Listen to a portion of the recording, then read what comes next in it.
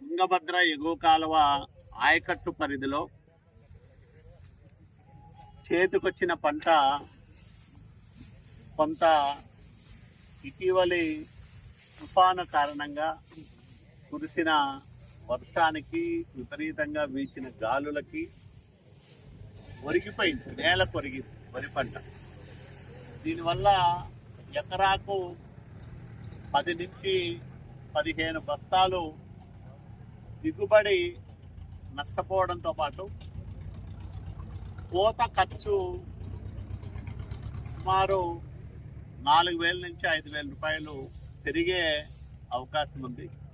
కాబట్టి అధికారులకు నేను ఒకటే కోరుతా ఉన్నా, ఈ తుంగభద్ర ఎగువ కాలువ ఆయకట్టులో నష్టపోయినట్ల నేలకు ఒరిగిపోవడం వల్ల కలిగిన నష్టం పైన ఒక అంచనా తయారు చేయండి.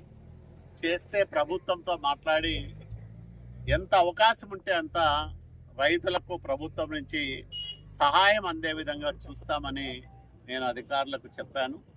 తప్పకుండా ఈ ఒరిగిపోయిన వరి వల్ల నష్టపోతున్న రైతుల సమస్యను ముఖ్యమంత్రి గారి దృష్టికి, అట్లాగే వ్యవసాయ శాఖ మంత్రి గారి దృష్టికి తీసుకెళ్ళి రైతులకు ప్రభుత్వం నుంచి సహాయం అందించేదానికి మేము ప్రయత్నం చేస్తామని మీ అందరికీ నేను మాట ఇస్తాను.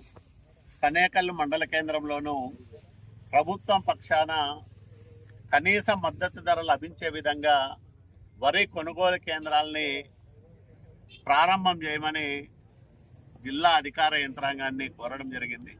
జిల్లా కలెక్టర్ గారి దృష్టికి, జాయింట్ కలెక్టర్ గారి దృష్టికి తీసుకెళ్ళాం.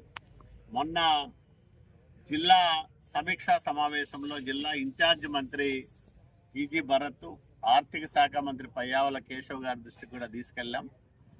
అధికారులు ఇప్పటికే ప్రభుత్వానికి ప్రతిపాదనలు పంపారు. త్వరలోనే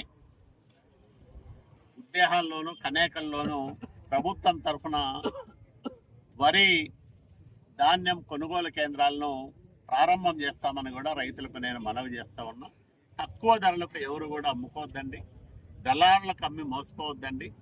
ప్రభుత్వం కనీస మద్దతు ధరతో మీ ధాన్యాన్ని కొనడానికి సిద్ధంగా ఉందని కూడా నేను రైతులకు మనవి చేస్తా ఉన్నాను.